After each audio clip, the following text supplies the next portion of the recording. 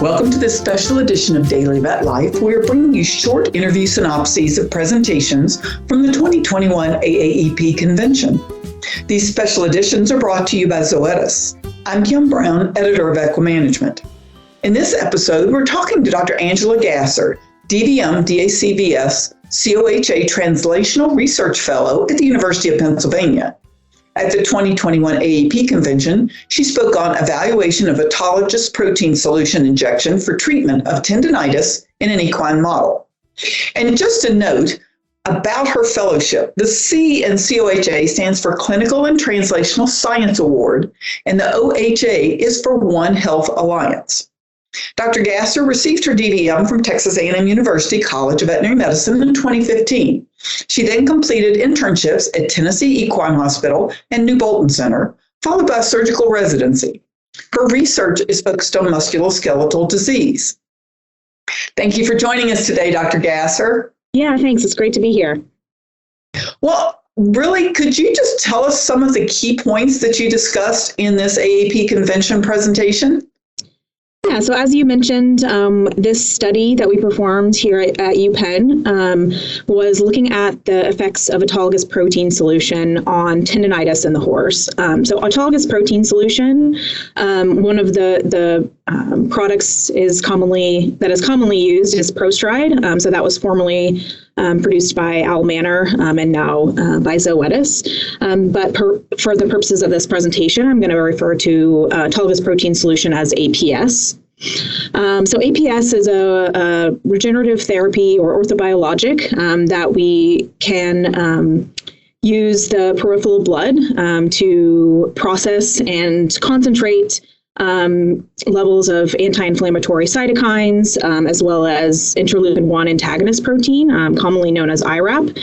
So APS combines the beneficial effects of platelet-rich plasma, which has been studied fairly extensively in tendon lesions and has been shown to have beneficial effects on healing, with ACS, commonly known as IRAP2, which has higher levels of that IRAP protein. So APS is commonly used in joints by equine practitioners, again, due to those anti-inflammatory properties. And there's several studies showing its benefit for treatment of osteoarthritis. But up until we performed this study, there weren't any studies looking at its use for the treatment of tendonitis.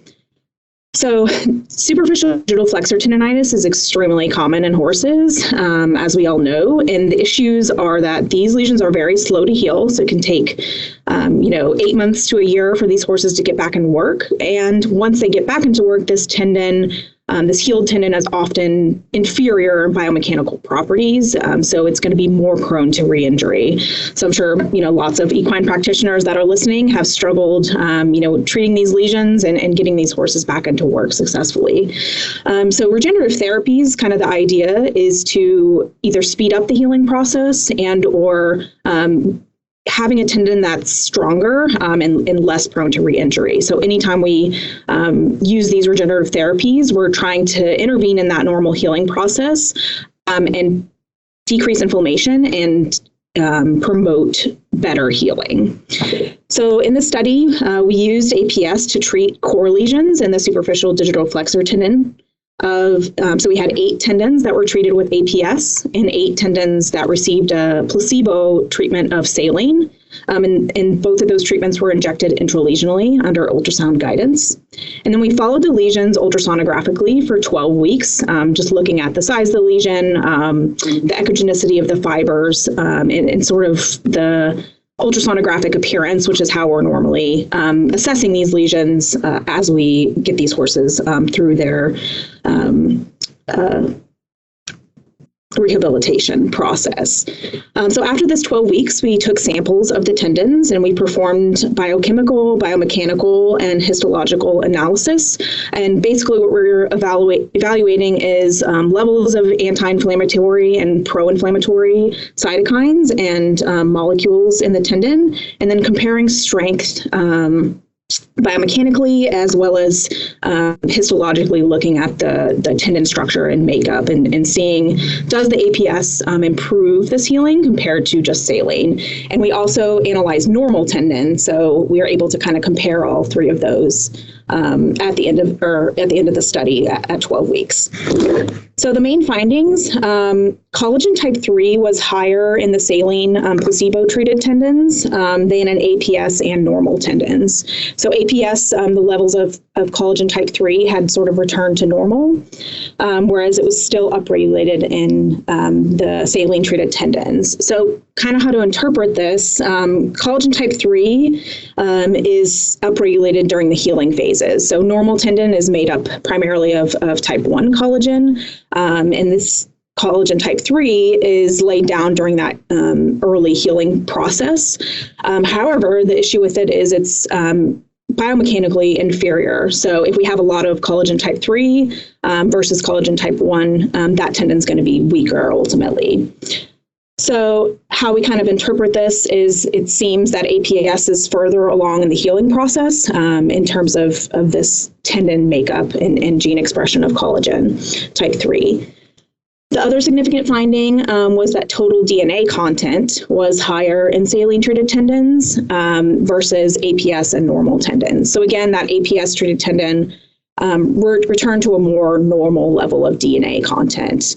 And DNA content is associated with cellularity. So in the early phases of tendon healing, we're going to have an increased cellularity as the healing process is going on, versus normal tendon is not very cellular. So sort of similar to the collagen, this is suggesting that the APS-treated tendons are further along in the healing process versus saline-treated tendons. And there were no other significant findings, either in histological analysis or other biochemical or biomechanical testing. There were some trends, statistical trends toward benefit of APS, but again, we can't really read into those since they weren't statistically significant. Part of the world's leading animal health company with a 70-year legacy, Zoetis Equine is committed to providing horse care products and services that veterinarians and their teams can count on. With trusted vaccines such as CoreEQ and FluVax Innovator, leading diagnostics like the Staple Lab stall-side SAA blood test, and the #1 vet-trusted equine sedative, Dermosedan, and a portfolio of regenerative medicine devices that includes ProStride APS, Zoetis is always by your side. Be sure to follow Zoetis Equine on Facebook and Instagram today. We did have a few limitations of the study that I just wanted to mention. So the consistency of the size of the lesions between groups was a little bit of an issue. So kind of comparing those directly can be a little bit murky whenever the lesions don't start out as the same size. The other thing that is important to point out is this is a relatively short study period. So 12 weeks is very early in the healing process when we're talking about, a process of 8 to 12 months. So is this speeding, or what we kind of interpret as speeding of healing by the treatment of APS, going to translate to getting these horses back to work earlier and having a tendon that's less prone to re-injury? So we would need to perform a study that has a longer follow-up time, to sort of determine whether that's the case or not.